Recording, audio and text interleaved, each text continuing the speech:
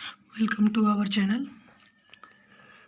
आइए दोस्तों, आज ये सेट 5 है CDP CTET paper 2 30 question practice के लिए। ये पूछा गया क्वेश्चन है 16 फरवरी 2014 के लिए में। तो आइए प्रैक्टिस करते हैं CDP पेपर 2 के लिए। पहला क्वेश्चन हमारा है, योग्यता समूहीकरण के परिप्रेक्ष्य में निम्नलिखित में से कौन सा कथन सत्य है।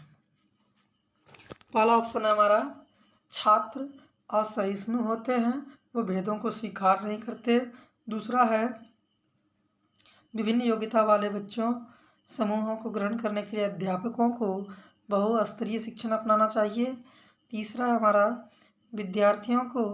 विद्यार्थी सम समूहों में बेहतर सीखते हैं। अभाव व प्रभावी शिक्षण हेतु कक्षा के समरूपी होमोजीनियस होना चाहिए। तो आप सभी जानते हैं इसका सही उत्तर क्या होगा दोस्तों। तो हमारा उत्तर हो जाएगा, क्योंकि शिक्षक बहुस्तरीय शिक्षण को अपनाना चाहिए शिक्षक को। तो हमारा right answer of this question हो जाएगा ऑप्शन नंबर 2 के साथ चला जाएगा। ठीक है दोस्तों, अगला क्वेश्चन हमारा है,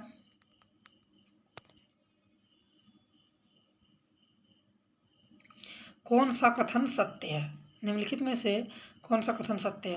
रचनात्मक आकलन मुख्य उद्देश्य है कि विद्यार्थी की उपलब्धि एवं श्रेणीकरण। दूसरा है हमारा, रचनात्मक आकलन समय समय पर विद्यार्थियों के विकास का सार प्रस्तुत करता है।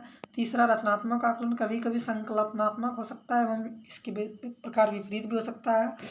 और चौथा है हमारा, संकल्पनात्मक आकलन से अभिप्राय है कि आकलन एक अधिगम निरंतर अभिन्न। तो इसका सही ऑप्शन हो जाएगा दोस्तों। तो आप सभी जानते हैं क्या हो जाएगा इसका सही उत्तर।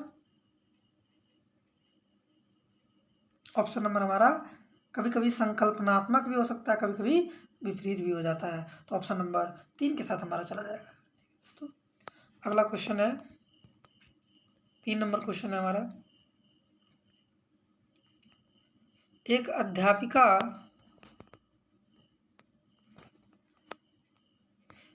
अध्यापिका विद्यार्थियों को किसी विषय की अपनी अवबोधनात्मकता को प्रतिबिंबित करते हुए संकल्पनात्मक मानचित्र को मैप का निर्माण के लिए कहती है। तो वो छात्रों में क्या कहना चाह रही है। छात्रों की मुख्य बिंदुओं के सार प्रस्तुत और लिखने की क्षमता परीक्षण कर रही है।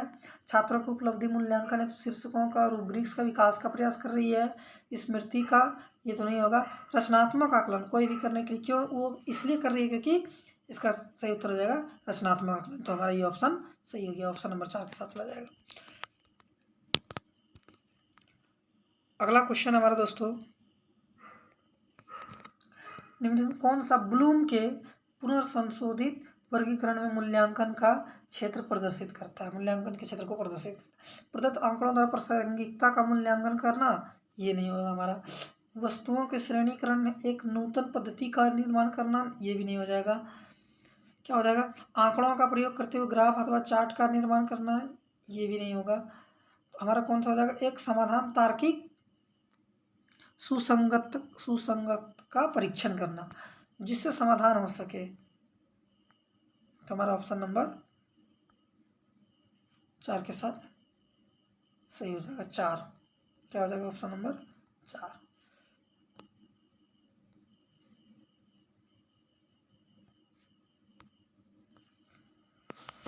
आइए दोस्तों, अगला क्वेश्चन नंबर 5 पे, वंचित विद्यार्थियों के साथ व्यवहार करने के संदर्भ में अध्यापिका को निम्नलिखित मूल्यों में से किस में विश्वास करना चाहिए।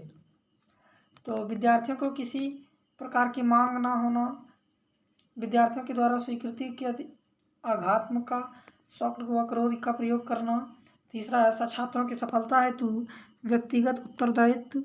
उसके बाद है एक लास्ट ऑप्शन है हमारा, समुचित व्यवहार की उच्च अपेक्षा। तो हमारा क्या हो जाएगा क्वेश्चन नंबर 5 का आंसर, तो विद्यार्थियों से किसी प्रकार की मांग ना करना। तो ये हमारा क्या हो जाएगा, राइट आंसर हो जाएगा। ठीक है, ऑप्शन नंबर 1 के साथ चला जाएगा। ठीक है दोस्तों।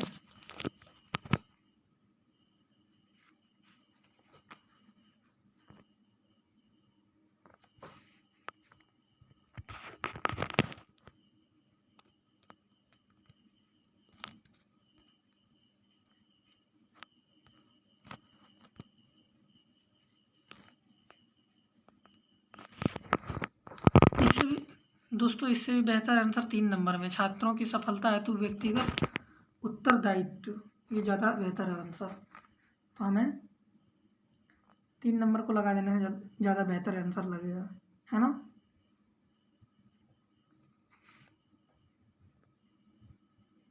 और ऑप्शन नंबर 3 के साथ ज़्यादा सही हो जाएगा दोस्तों।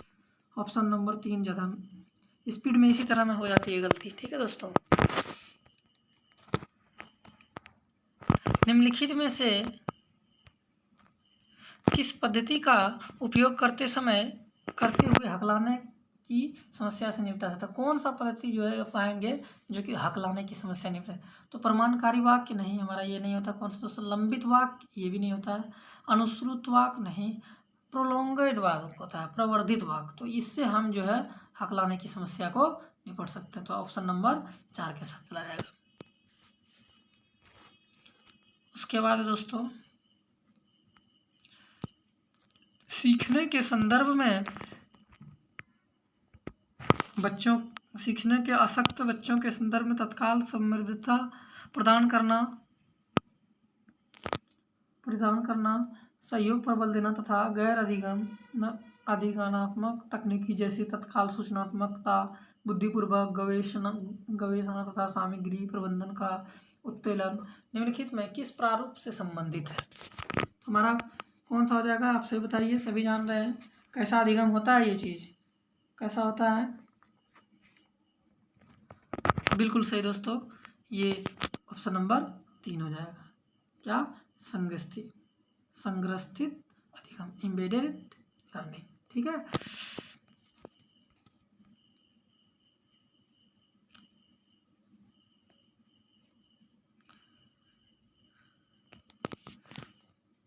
अगला है एक समावेशी कक्षा। समावेशी शिक्षा का कक्षा कैसा होता है? तो समस्याओं को अधिकाधिक समाधान करने की संभावना की दृष्टि से बच्चों की सक्रिय भागीदारिता रहती है। ये नहीं होगा दोस्तों। अध्यापक प्रत्येक अधिगमकर्ता के लिए वैविध्यपूर्ण व सार्थक अधिगमनात्मकता अनुभव हेतु परिवेश का निर्माण करते हैं। ये सही है दोस्तों। और देख लेते हैं, तब तक आकलन की पुनरावृत्ति हो जाती है जब तक कि प्रत्येक अधिगमकर्ता न्यूनतम श्रेणी प्राप्त करेगा। तो पढ़ेगा क्यों? विद्यार्थी का भार कम करने के लिए केवल ये तो होगा ही नहीं, किसी एक चीज़ के लिए नहीं। तो हमारा ऑप्शन नंबर 2 के साथ सही चल जाएगा, ठीक है दोस्तों। अगला क्वेश्चन दोस्तों, निम्नलिखित में कौन सा प्रदत्त कार्य असाइनमेंट प्रभावशाली विद्यार्थी के लिए उपयुक्त है? कौन सा हो जाएगा दोस्तों? विभिन्न विषयों के थीम को ध्यान में रखते हुए विज्ञान की एक नई आदर्शात्मक पुस्तक का निर्माण करना। दूसरा है संपूर्ण कक्षा की अपेक्षा उसे अपनी पाठ्यपुस्तक को शीघ्र समाप्त करना। ये नहीं होगा दोस्तों। अन्य विद्यार्थियों की तुलना के समान परंतु अपेक्षाकृत के अभ्यास, ये भी नहीं है दोस्तों। अपने समवयस्क साथियों के अनुशिक्षण के लिए कहना ताकि उसकी शक्तियों को दिशा मिल सके तथा वह व्यस्त रह सके। तो क्या हो जाएगा इसका ज़्यादा आंसर कौन सा सही लग रहा है दोस्तों? 1 नंबर या फिर 4 नंबर 9 का क्वेश्चन नंबर 9। तो ये व्यस्त रहने की बात गलत है, तो हमारा ये हो जाएगा सही ऑप्शन। विभिन्न थीम का ध्यान में रखते हुए विज्ञान की पुस्तक का निर्माण करना। आइए दोस्तों क्वेश्चन नंबर 10 पर चलते हैं।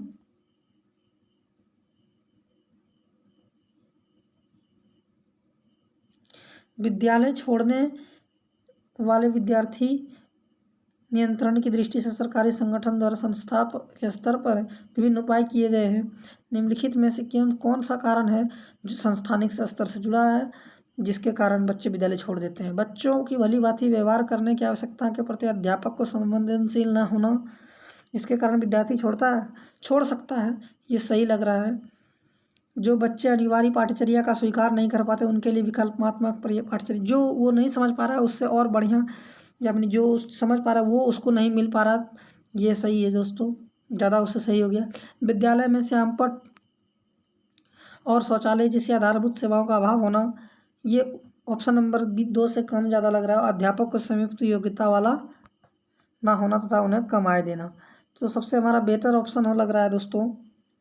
बेटर ऑप्शन किसके साथ चल जाएगा?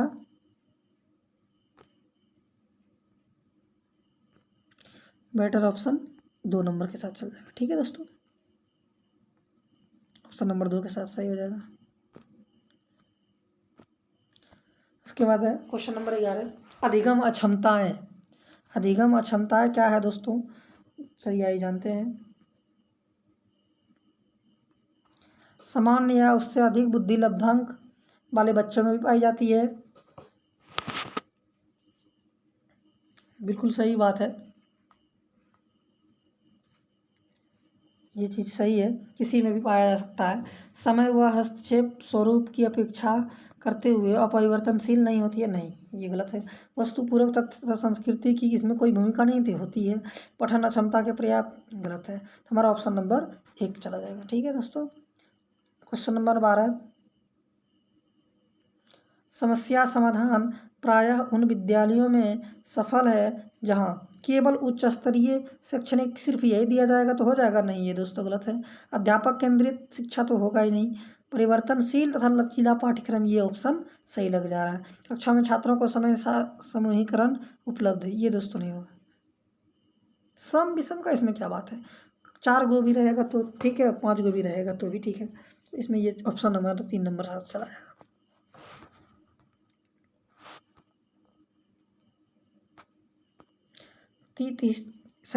अगला क्वेश्चन, संज्ञानात्मक प्रशिक्षुता तथा शैक्षिक संवाद क्या है? तो पाठ्य सामग्री के सुव्यवस्थित संगठन पर बल देता है।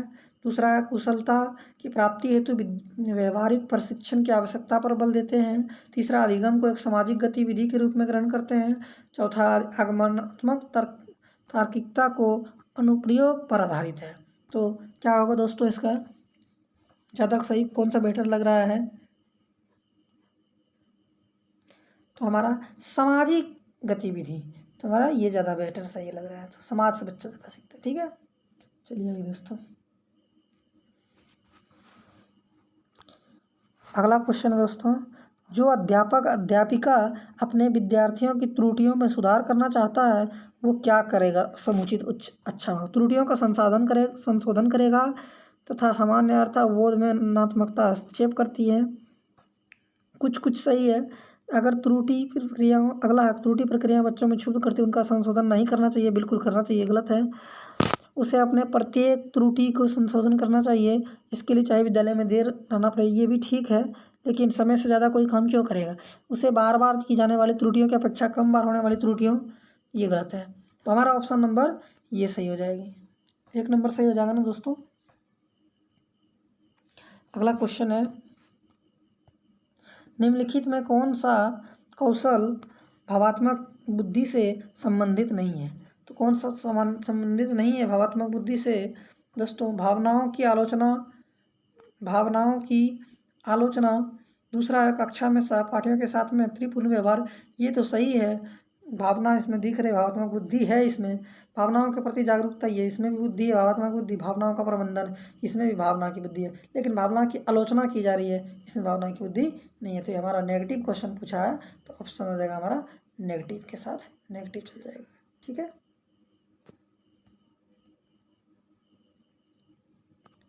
आकलन की प्रक्रिया के दौरान देविका उत्तेजनापूर्ण होती है जबकि राजेश उत्तेजना अनुसारी। उन दोनों के भावात्मक अनुभवों का अंतर किस में संबंधित है?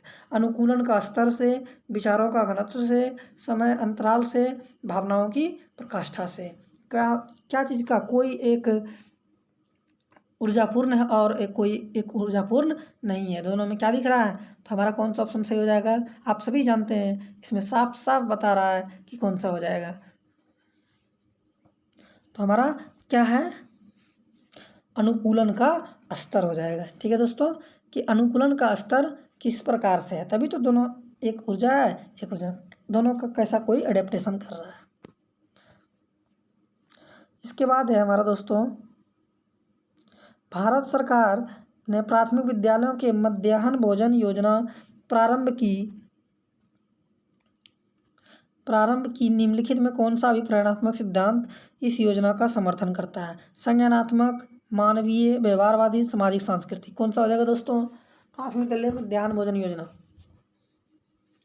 बताइए दोस्तों क्या हो जाएगा? संज्ञानात्मक या मानवीय या व्यवहारवादी या सामाजिक, समाज सांस्कृतिक?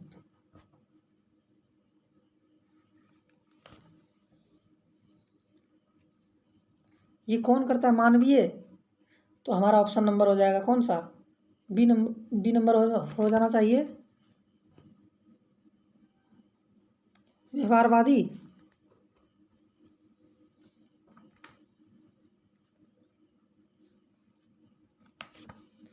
हमारा इसमें मानवीय होना चाहिए था, लेकिन पता नहीं कैसे इसमें दिया गया है ये व्यवहारवादी। दोस्तों आपको पता तो ज़रूर समझाइएगा, ठीक है। व्यवहारवादी लगा देता हूँ।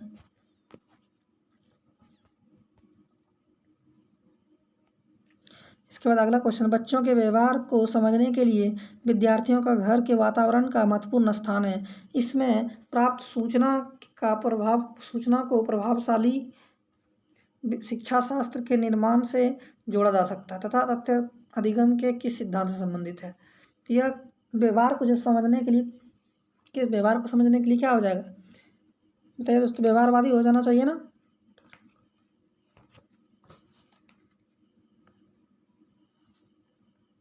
2 नंबर लगा देता हूँ। अगला क्वेश्चन है दोस्तों, कक्षा में ना ध्यान देने वाले बच्चों से व्यवहार करने के लिए कौन सा उपाय सर्वाधिक लाभकारी?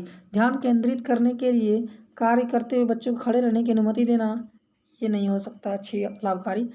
बच्चों को ध्यान की स्फूर्ति बनाने के लिए बीच बीच में उसे अवकाश देना, ये भी नहीं होगा। अगला है, बच्चों को महसूस कराने के लिए उसे कक्षा में सबसे डांटने की बात तो नहीं करना है। बच्चे को कम से जहाँ उस जगह पर बैठाना जहाँ उससे कम ध्यान मांग सके। तो इसका ऑप्शन नंबर हमारा 4 के साथ सही चला जाएगा। तो क्या हो जाएगा हमारा दोस्तों? ऑप्शन नंबर 4 के साथ चला जाएगा। तो क्या हो जाएगा हमारा दोस्तों? 19 नंबर का 4 नंबर, ठीक है। इसके बाद अगला है, पियाजे के विकासात्मक सिद्धांत के परिप्रेक्ष्य में कौन सा आरेख सही है?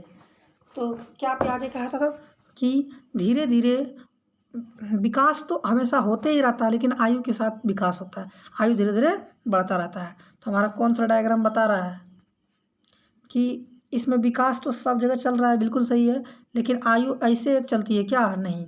विकास चल रहा है, आयु ऐसे नहीं। विकास देखिए, यहाँ विकास चलेगा, इधर सीधा चलती जीवन पर्यंत चलने वाली, और आयु के साथ इधर बढ़ रहा, आयु हमारा बढ़ता है धीरे धीरे। तो हमारा ऑप्शन नंबर कौन सा हो जाएगा? 3 के साथ सही हो जाएगा।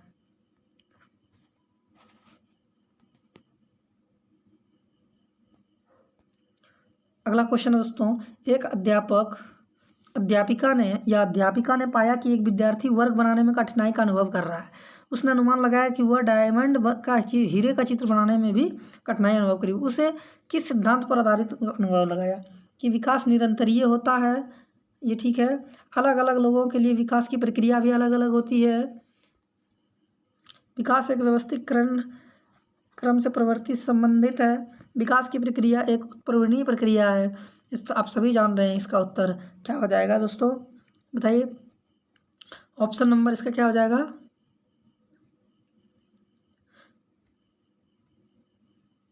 एक अध्यापक क्या अनुमान लगाया कि जो है कि ये बनाने में कठिनाई हो रही है उसको, तो उसने अनुमान लगा लिया कि उसको वो भी बनाने में कठिनाई होगी।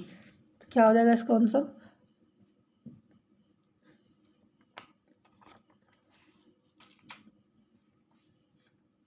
विकास एक व्यवस्थित क्रम में होने की प्रवृत्ति से संबंध है, ठीक है दोस्तों।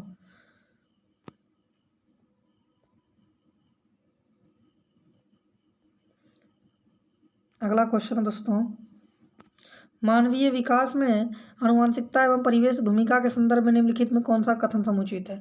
विकास के विभिन्न क्षेत्रों में आनुवंशिकता एवं परिवेश सापेक्ष प्रभाव परिवर्तनशील है। सही बात है, आनुवंशिकता और ये दोनों का। भारत सरकार की विभेदात्मक क्षतिपूर्तता संबंधी नीति मानवीय विकास की प्रकृति की भूमिका पर आधारित है, ऐसा कुछ नहीं है। परिवेश की भूमिका लगभग स्थिर सी रहती है, जबकि आनुवंशिकता का नहीं, ये भी गलत है। व्यवहारवाद से सिद्धांत प्राय मानवीय, ये भी गलत हो गया हमारा। तो हमारा ऑप्शन नंबर एक साथ चल जाएगा, ठीक है। अगला क्वेश्चन है, समाजीकरण के संदर्भ में विद्यालयों के पास प्राय एक प्रचंड पाठचर्या विद्यमान रहती है, जिसमें निहित होता है, क्या निहित रहता है? परिवारों के माध्यम से विद्यार्थियों का समझौतापूर्ण प्रतिरोधात्मक समाजीकरण, मूल्यों एवं आवृत्ति शिक्षण का आकलन, बलात्मक अधिगम चिंतन व समकक्ष साथी एवं अध्यापक की अनुकृति द्वारा विशेष रूप से अपनाया जाने वाला व्यवहार। अगला है अंतःक्रिया एवं सामग्री द्वारा विद्यालयों में प्रस्तुत किए जाने वाले सामाजिक भूमिकाओं से संबंधित अनौपचारिक संकेत। तो हमारा क्या हो जाएगा दोस्तों?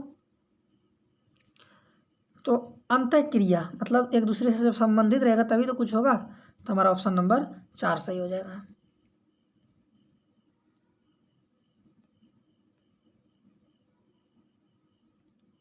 अगला क्वेश्चन है दोस्तों, निम्नलिखित में से कौन सा निहितार्थ पियाजे के संज्ञानात्मक विकास के सिद्धांत से नहीं निकाला जा सकता है? खोजपूर्ण अधिगम तो क्या निकाला जा सकता है क्या? ये पियाजे के सिद्धांत में तो खोजपूर्ण अधिगम का चर्चा भी है, निकाला जा सकता है। शाब्दिक शिक्षण की आवश्यकता,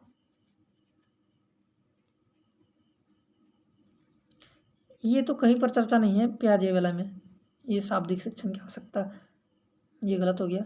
बच्चों में अधिकारात्मक तत्परता के प्रति संवेदनशीलता, ये पियाजे का है, ये सही है। व्यक्तिगत भिन्नों की स्वीकृति, ये भी पियाजे का बारे में निकाला जा सकता है। तो हमारा ऑप्शन नंबर बी के साथ सही चला जाएगा। ठीक है दोस्तों, option number B is the right answer of this question 24 question number. Next question is, निम्नलिखित में से कौन सा कोहलबर्ग के नैतिक विकास के चरणों के लक्षण है? सभी सांस्कृतिक संबंधों चरणों के सार्वभौम श्रृंखला को प्रदर्शित करता है।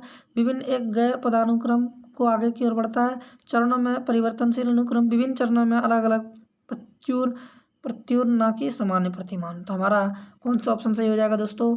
तो हमारा सभी सांस्कृतिक नैतिक कोहलबर्ग है सामाजिक सांस्कृतिक सिद्धांत सभी सांस्कृतिक समृद्ध चरणों के सार्वभौम श्रृंखला को प्रदर्शित करता है। ऑप्शन नंबर ए के साथ चला जाएगा। ठीक है दोस्तों, अगला क्वेश्चन है, कैसी कक्षा में वास्तविक सांसारिक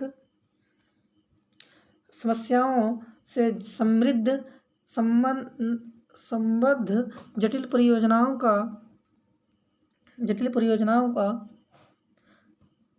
कार्य करते हुए एक अध्यापक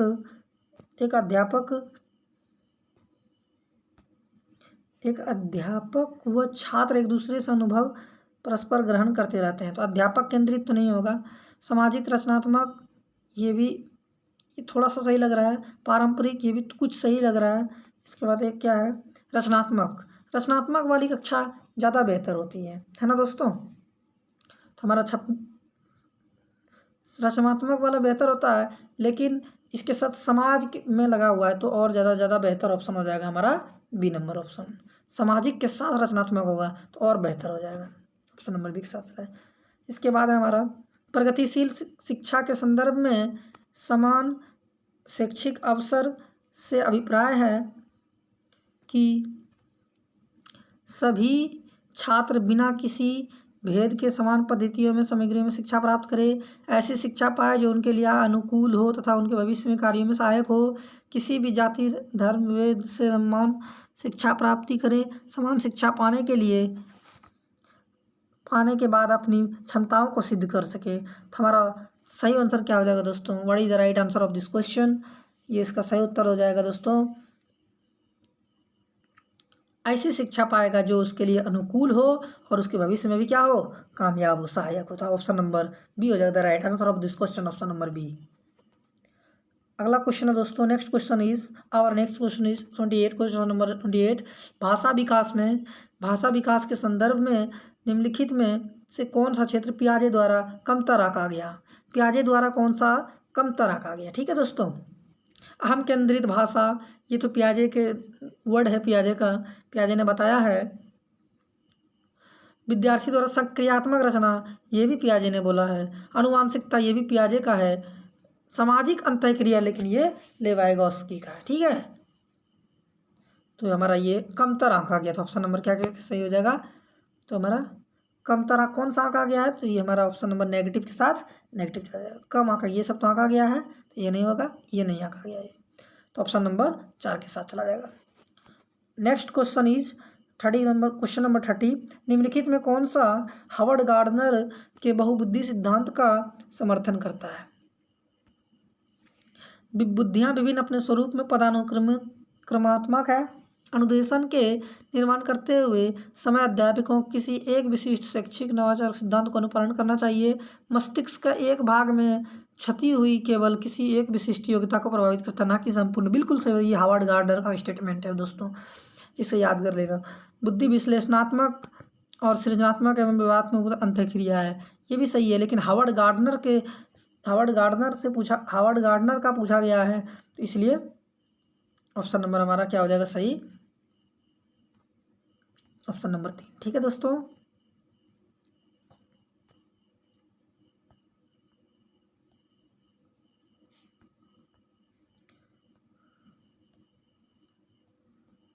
एक क्वेश्चन, लास्ट क्वेश्चन है दोस्तों, ये उल्टा हो गया था। ये एक 11 वर्षीय बच्चे ने स्टैनफोर्ड विनम्र बुद्धि मापनी में 130 अंक पाए। मान लीजिए कि ये सामान्य संभव वक्र में म्यू दिया है 100 तथा ये दिए कितना है, ये 15। तो उन 11 वर्षीय बच्चों के प्रतिशत की गणना कीजिए जिसने इस बच्चे के बेहतर अंक प्राप्त किए।